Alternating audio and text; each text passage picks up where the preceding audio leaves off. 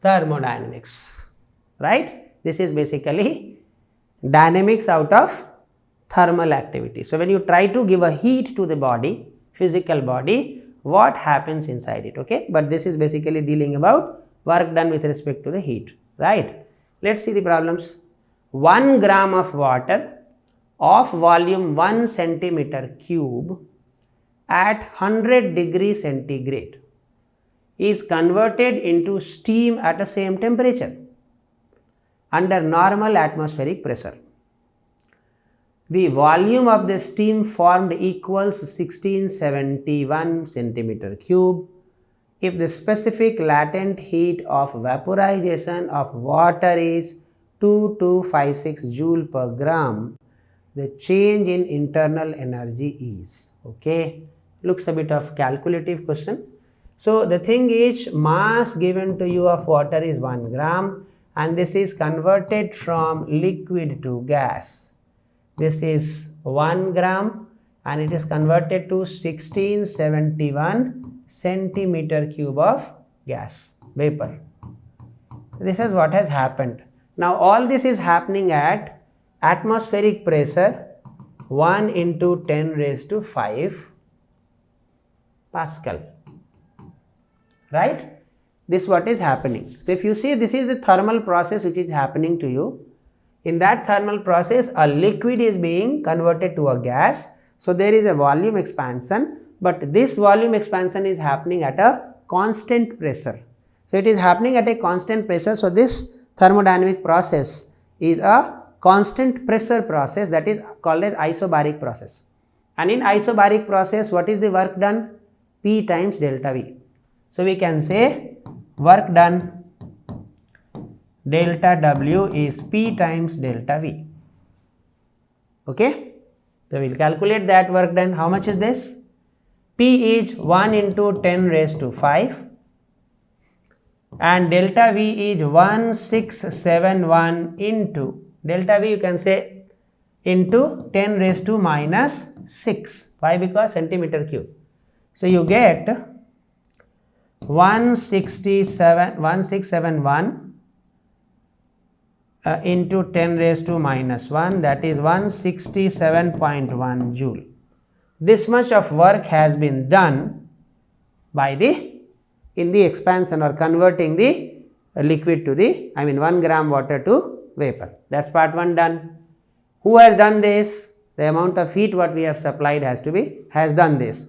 Now, so how much heat has been supplied, we should find it out, right? So, heat supplied is 1 gram of water is converted to the vapor and this will be done only by the application of latent heat of vaporization.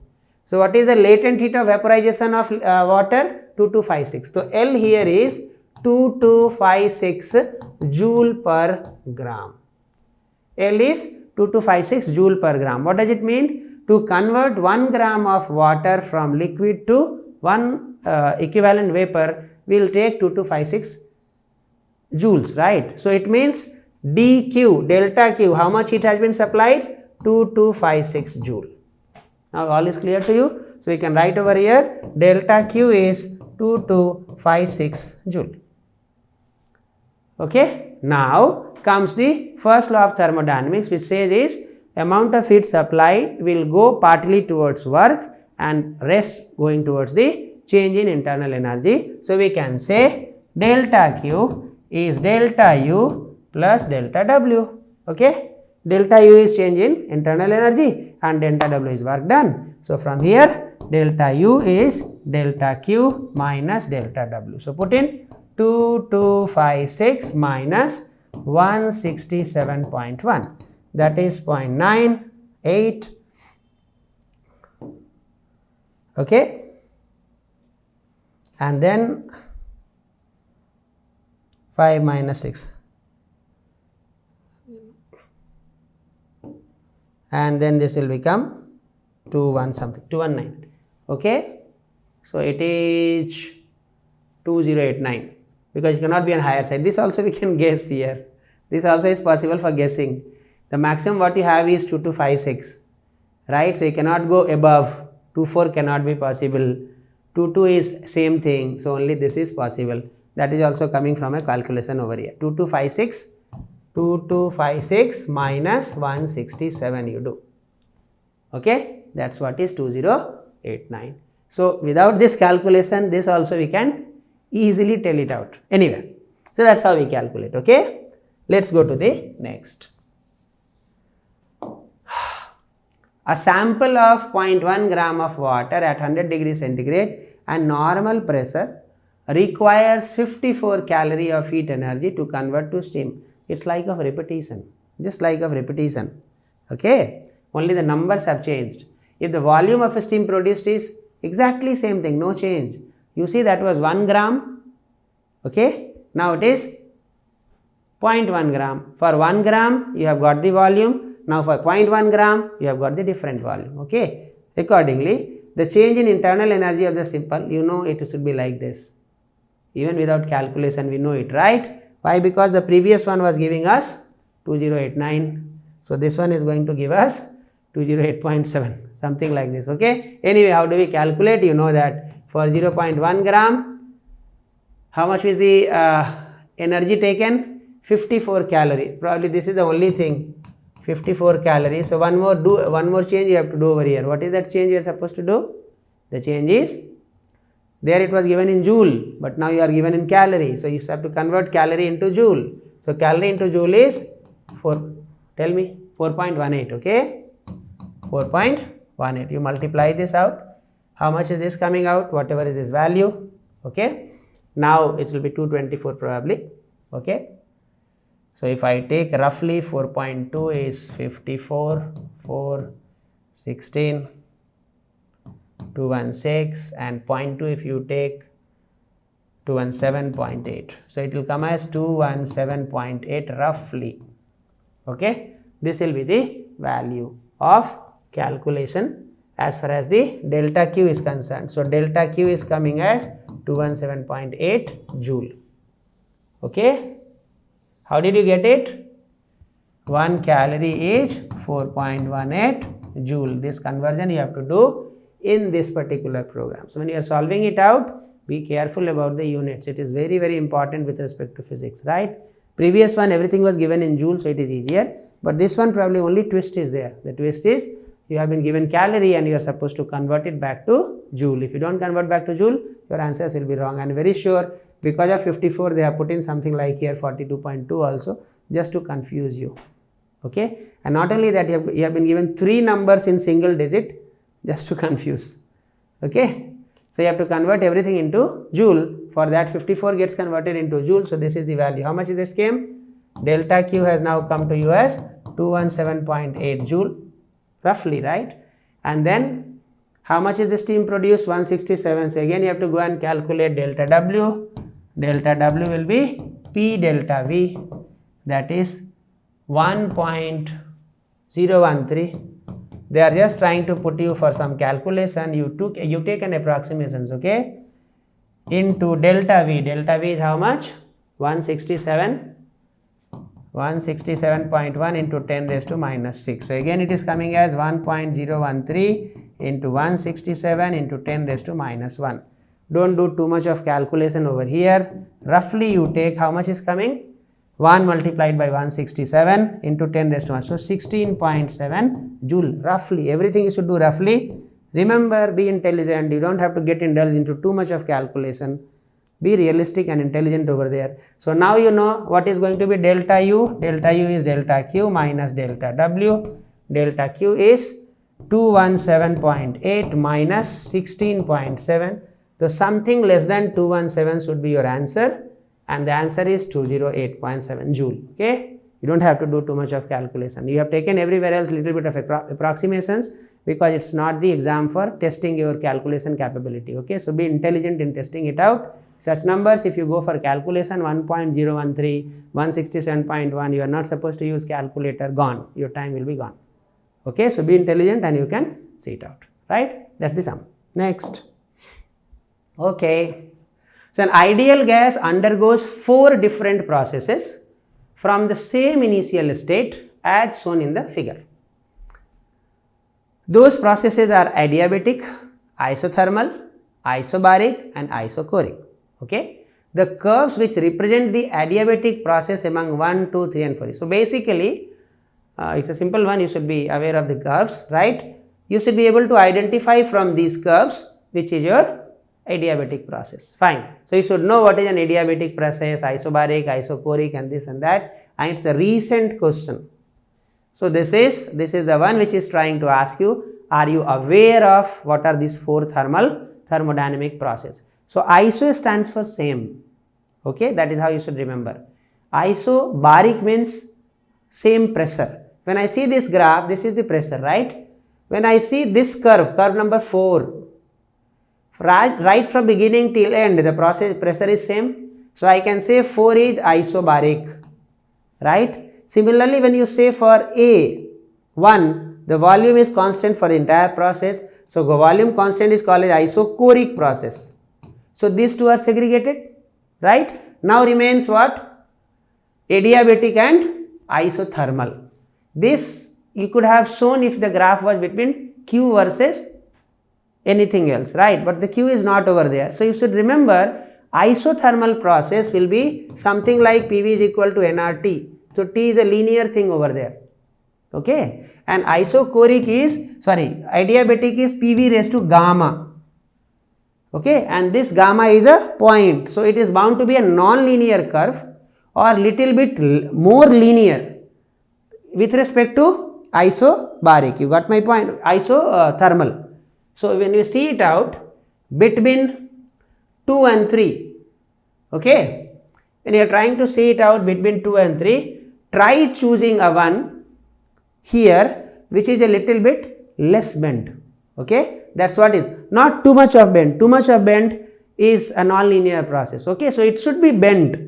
None of them are straight line. If it's a straight kind of thing, we could have told it's a isothermal, isobaric and isochoric, right? So what is happening to you is number 3, if you see it out between PV, because PV equal to constant isothermal, right? Isothermal is nRT. So T is constant. It means PV equal to constant, and when you take a graph, the graph will be between P to V will be curved like this. Okay, but when you try to put a gamma over here, it will make it more linear. The curvature will be more, more towards the linearity, lesser towards the curvature. So when I see between 2 and 3, 3 is the one which is less curved and 2 is the one which is more curved. So I can say 2 is isothermal and 3 is adiabatic.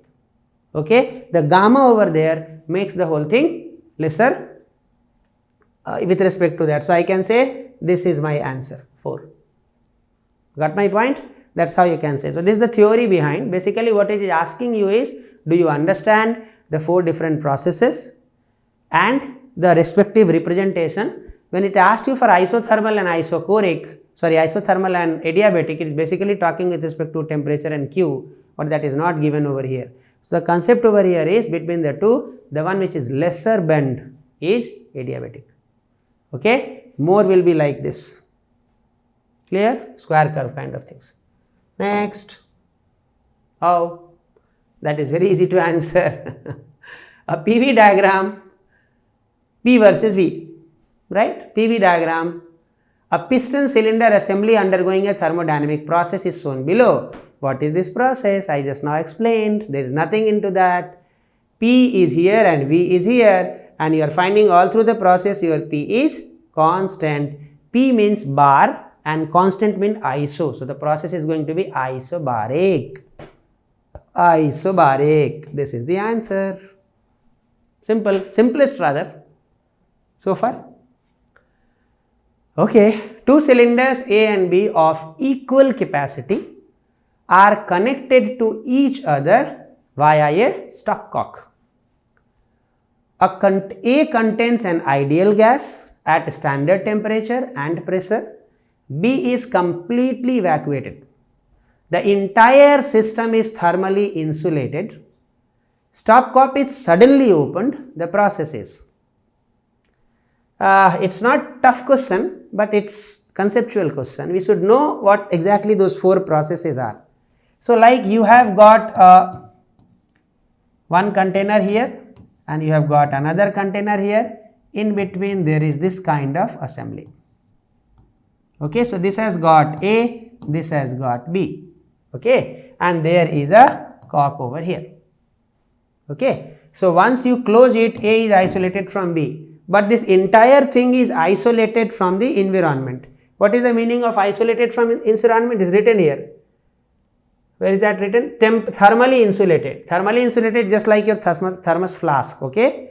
Thermally insulated means no heat transfer can happen between the system and surrounding. So whatever these two cock system you have, right, this cannot do a heat transfer to the system, to the surrounding. So you can say delta Q is equal to 0.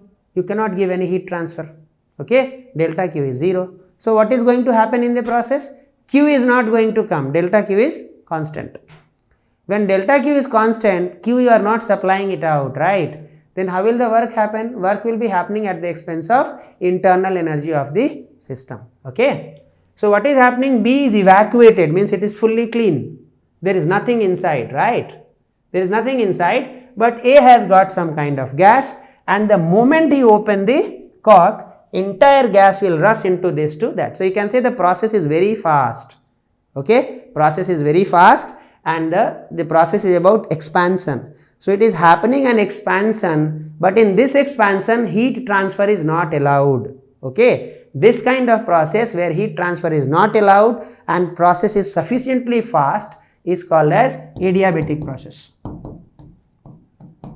okay. This process is called as adiabatic process. So what kind of process it is? Adiabatic process, and the answer will be A, okay. Next, in which of the following processes heat is neither absorbed nor released by a system? I just now explained to you. What is that? A system which is thermally isolated from the surroundings. A system which is thermally isolated from surroundings, which is not allowed to do any kind of heat exchange between system and surrounding, is called as adiabatic process, okay. So answer for this also is adiabatic, okay. Next, oh, the volume of a monoatomic gas varies with its temperature T. You can see that as shown in the graph here. The ratio of work done by the gas to the heat absorbed by it when it undergoes the changes from A to B. Quite tough question, okay. So what it is asking you is, you have to find out delta W by delta Q, okay. Delta W by delta Q when nothing is given in the question. No numerical is given, no numbers are given, but you are supposed to have a numbered answer. It's really very tricky, okay. It is 100% conceptual, and it requires at least 3 different concepts to be combined together to answer it. I'll tell you right now how. Because there is absolutely nothing and you want a number. How is this possible? Okay, let's see. So first of all, see the graph. You have a graph which is V versus T, and it is starting from, and it's a linear graph. So what does it say? V is proportional to T, right? Or V by T is constant, okay. Since V is proportional to T and V by T is constant, this can only happen when the pressure is constant. Otherwise, it cannot happen. The velocity, the volume will change with the pressure is changing it out. So now it's a constant pressure situation. It means it's a isobaric process. So first of all, identify. See, in any thermodynamic question, you have to first identify what kind of process it is. It's very, very important, okay.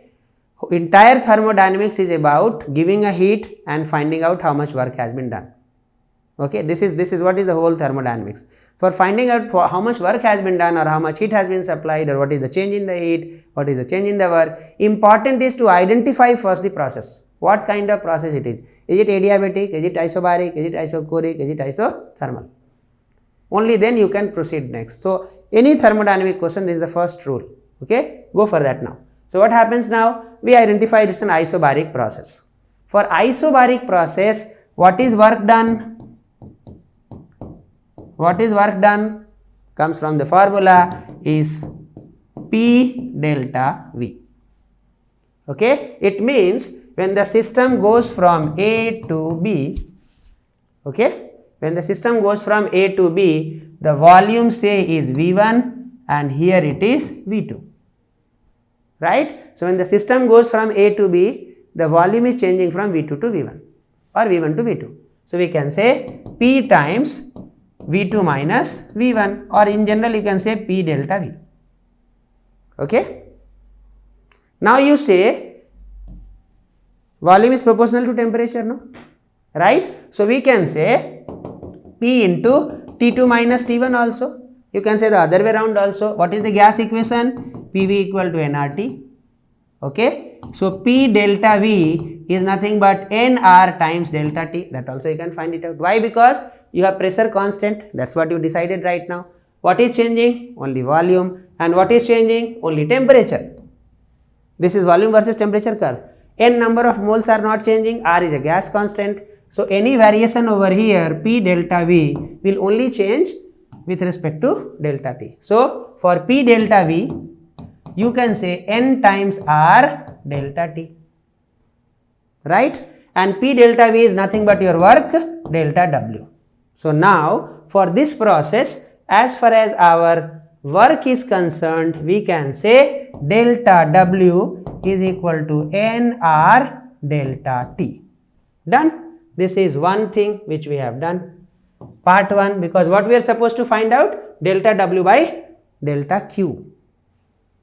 Okay, delta W by delta Q. So, delta W is known. Now, the challenge comes to find out delta Q. What is delta Q? If we get delta Q, my answer will come. So, what is delta Q? Amount of heat which has been given to the system for moving from A to B. This is the meaning of delta Q, right. So, the amount of heat what we have given, by that the system has moved from A to B. This is what is the delta Q I am looking for. So, system has been heated. When the system has been heated, delta Q has been given, right. So, what is the formula of heat transfer? You have got called as molar heat capacity, the way you have got for solids and liquids heat capacity, right, S, and a specific heat capacity called as heat for raising the temperature for 1 degree centigrade for one unit of the mass, right. So, if you have got the heat capacity for gases, it is called as molar heat capacity. Molar heat capacity means 1 mole gas temperature changed by 1 degree centigrade, how much is the heat required. So, there are two kinds of heats, one is called as CV, another is called as CP. CV is molar heat capacity of a gas for constant volume and molar heat capacity of a gas for constant pressure situation. This anyway we will be doing in detail for kinetic theory. Kinetic theory it is, this is what is coming over there, but for now. So, when a gas is being heated, how much heat is supplied to the gas, you cannot straightforward write unless you decide what kind of condition is there. If it is a constant volume condition, then you are going to write N CV dt. N is the number of moles, CV is heat capacity for 1 mole under constant volume condition, and delta T is change in temperature, or N Cp dt. N number of moles, P is the pressure, Cp is the specific heat capacity under constant pressure and delta T, right. So, in our condition what will be that? Delta Q will be N Cp dt, right or wrong? Okay, because we just now decided my process is isobaric. Okay, so NCP dt. Now, Cp we have to apply the third concept, that is what I told. For gases, there is a very unique term written over here which becomes very important for us. Okay, this is monoatomic.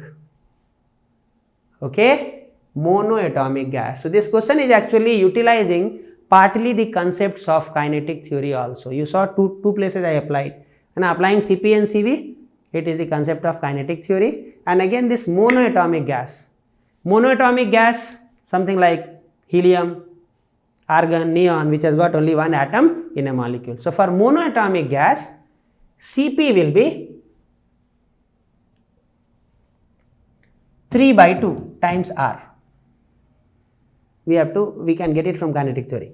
So for monoatomic gas, Cp is 3 by 2 times R. Okay?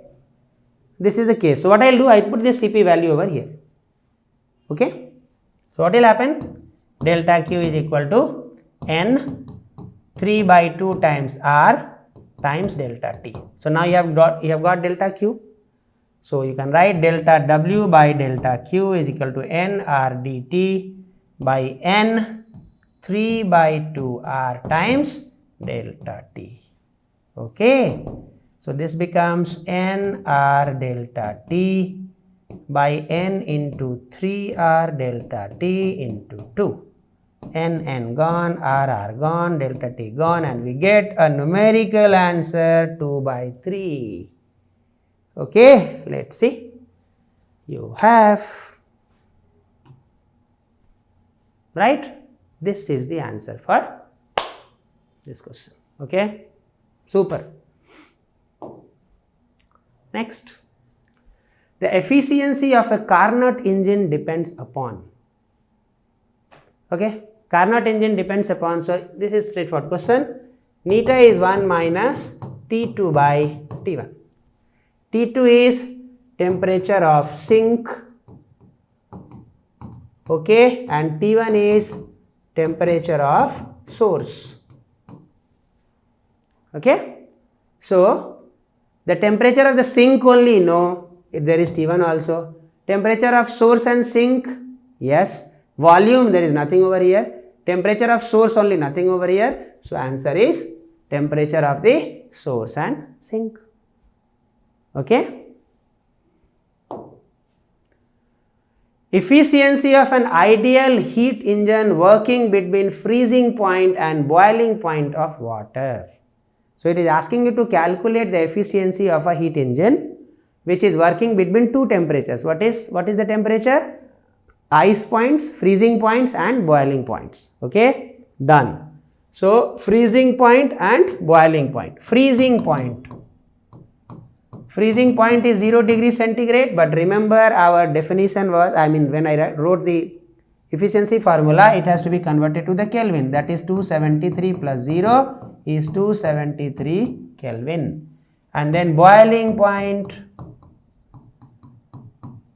is 100 degree centigrade. So it is 273 plus 100 is 373 Kelvin. Now it is known to you. Okay. So efficiency of the engine is 1 minus T2 by T1. Okay. That is 1 minus, what is the T2? 273. And what is the T1? 373. So this is 373 minus 273 by 373, 100 by 373. I will stress you again over here. Never go back for solving it out. Okay. You don't have time. Make an intelligent guess. Now you see 100 by 373 is close to 100 by 400. Right or wrong? Little bit lesser than 400. 1 by 4 should have been 0.25. So it will be slightly higher than 0.25. Right? Slightly higher than 0.25 means efficiency is going to be slightly higher than 25%, and you should look for an answer. So your answer is 26.8%. There cannot be anything else because rest all are. This is what I am trying to say. Do not solve it. You are not supposed to use your calculator in your NEET exam. So be very clear, if they are asking you for some tedious calculations, they are not meaning that. Okay, they are asking you to be intelligent for that. I am not solving this out. No. Okay, I will make a guess. It's 100 by 400, 1 by 4, right, 0.25, it should be slightly above that. So you can see 12.5, no, 20, no, 6.25, no. So the answer is 26.8%. Got me? Keep this approach. Okay, so this is how you calculate it. Fine. So this much was there in your thermodynamics related PYQs for the last 5 years, right? If you try to summarize what is being asked to you, one section is very clear on the first law of thermodynamics. Okay, what they say is FLTD, very common word in the market. FLTD, and very ferocious word also, people fear of it. first law of thermodynamics. All you have to remember is delta Q is delta U plus delta W. Okay, and I gave you the hint. Hint is wherever you are doing a thermodynamics question, try identifying the process first. That's it. Okay, then rest of the things are going to fall in place. Part 1. So this is first law of thermodynamics, the most important portion. After first law of thermodynamics, what you have is the heat engines. Okay, different kind of engines and their calculation. Okay, and thermodynamics will actually is coming out of the thermal. Okay, so it will mostly try to, if they are the questions are supposed to be more complicated, it is going to mix up with the kinetic theory of gases as well as the heat transfer equations, because they are linking with heat. Okay, thermal. So you are going to utilize the concepts or the transfers of heat, and if there are gases involved, generally in thermodynamics there is the gas which is doing the work. So the heat transfer to the gas, you utilize the kinetic theory of gases also, right? This is what is all about the thermodynamics. Next in line is your kinetic theory of gases. Okay.